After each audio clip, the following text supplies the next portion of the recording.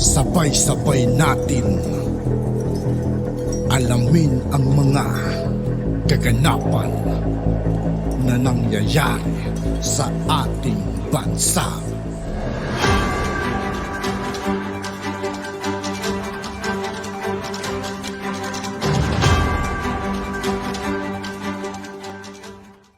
Yo, what's up mga kaibigan? This is I2K po again.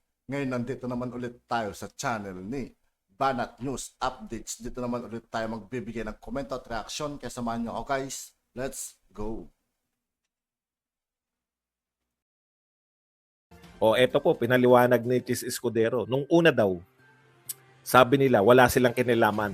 Then, sumunod na sinabi nila ay facilitator but not orchestrator. Yan ha. Una daw, walang kinalaman. Ikalawa, facilitator lang sila. And now, they have the nerve to say, titigil namin ang PI pag pinasa nila ang RBH6. So, ibig sabihin, sabi ni Escudero, talagang may kinalaman sila dito, no? Okay. At sinabi pa ni Escudero, hindi po pwede na yung mga tao na nakatira sa salamin na bahay, glass house, should not throw stones.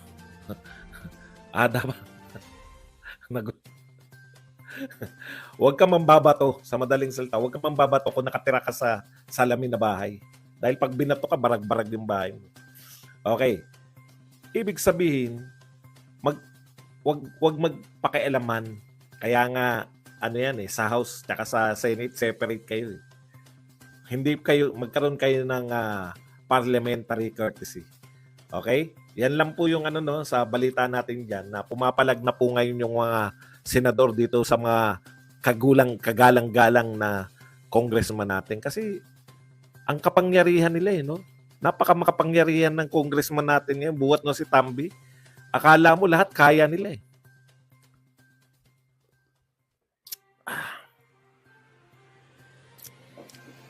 Akala mo sila yung pinakamakapangyarihang mga tao ngayon sa buong mundo.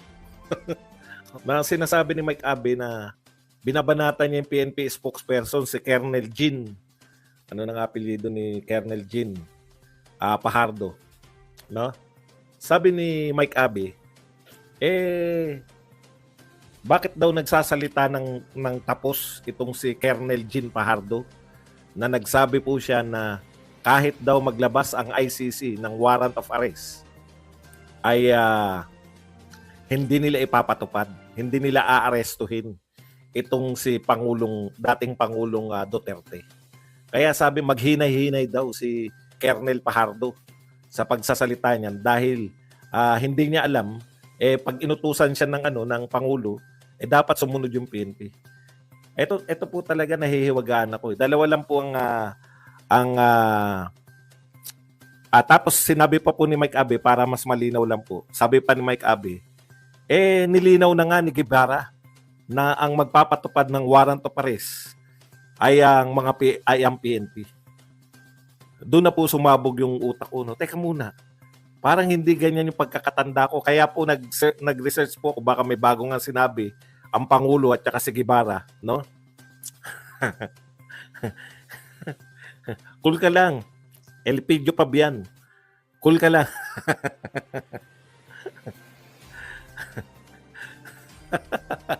May galit na galit dito. Okay. Ito po, sabi po ni Mike Abe, no? Yun na nga, no? Dapat daw nagdadahan-dahan yung PNP spokes kasi baka hindi niya na mabaho. Parang ganun, no? Yung bakit daw pinangungunahan ng PNP yung Pangulo ng Pilipinas samantalang pag nag-utos yung Pangulo ng Pilipinas ay susunod. Talagang hindi niya. Dalawa po yung hinala ko dyan, no? Is either fake news si Mike Abe sa sinasabi niya na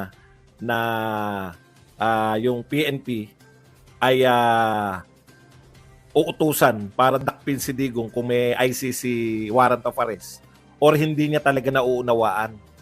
No? Ako, hindi siya fake news. Hindi niya lang talaga nauunawaan ang mga pahayag. Ililinaw ko lang po wala pa rin pong pagbabago. Okay, tinignan natin no. Yung sinasabi ni Jean Pajardo, tama po 'yun. Nagpahayag po si Jean Pajardo si Colonel Jean Pajardo na kung sakali na i-issue ng warrant of arrest ang ICC, hindi nila ipapatupad. No? Malinaw po yan dahil usapin to ng jurisdiction. Usapin po ng usapin po to ng jurisdiction, usapin po to ng pagsasarili ng Pilipinas at walang jurisdiction sa kanila yung ICC. Okay, ikalawa. Ito po ay nakabatay sa pag-uutos ni Pangulong Marcos, no?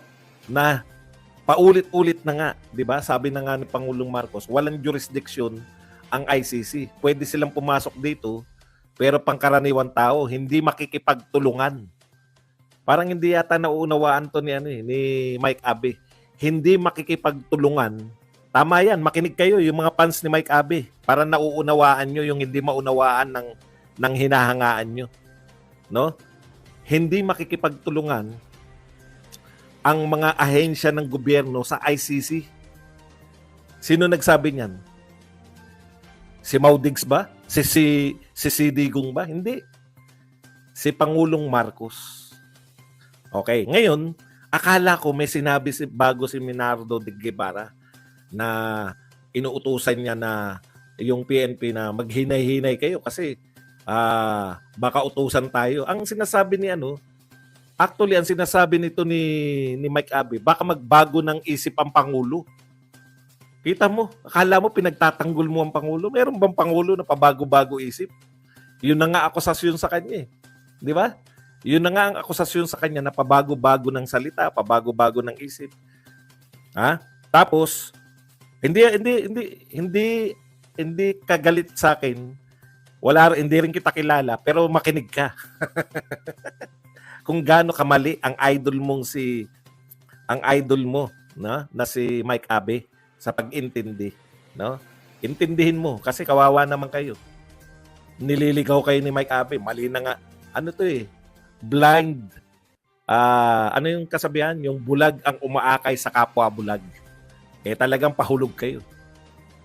Simple lang naman po, wala naman po mabigat na usapin doon. No? Mahina lang po talaga umintindi si Mike Abe. Hindi niya po naintindihan.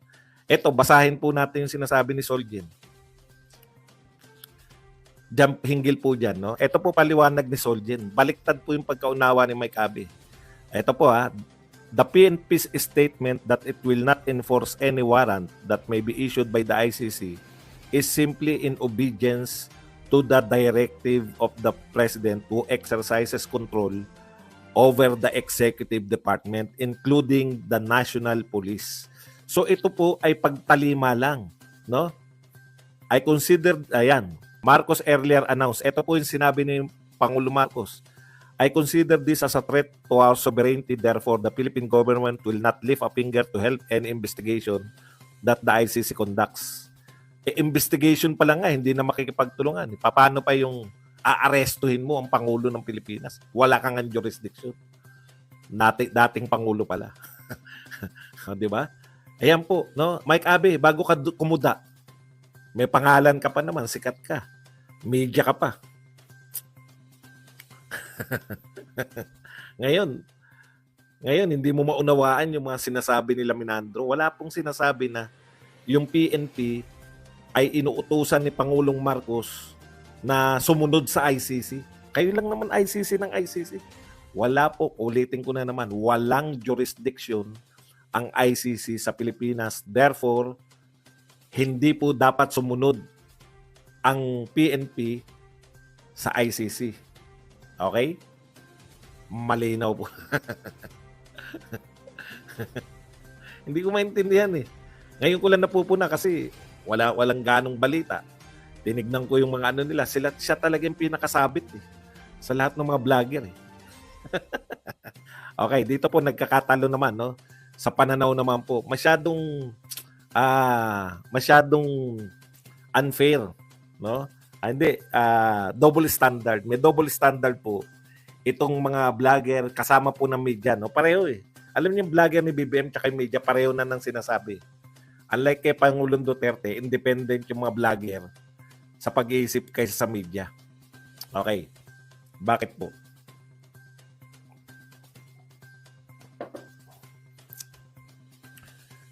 Ito po kasi yung sitwasyon, no? Yung pakikipagkaibigan ni Duterte ay yung sa China. 'Di ba ang akusasyon masama? Inaakusahan niyo masama pro-China, pro-China.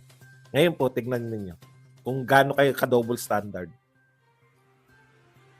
Nakita niyo umatin si First Lady dun sa okasyon ng Chinese New Year sa Chinese Embassy. Tinawag ba ng mga media at saka ng mga BBM vlogger na pro-China si First Lady? 'Di ba? Pero pag nagkataon na si Sara Duterte yung katabi ng Chinese ambassador, pro-China.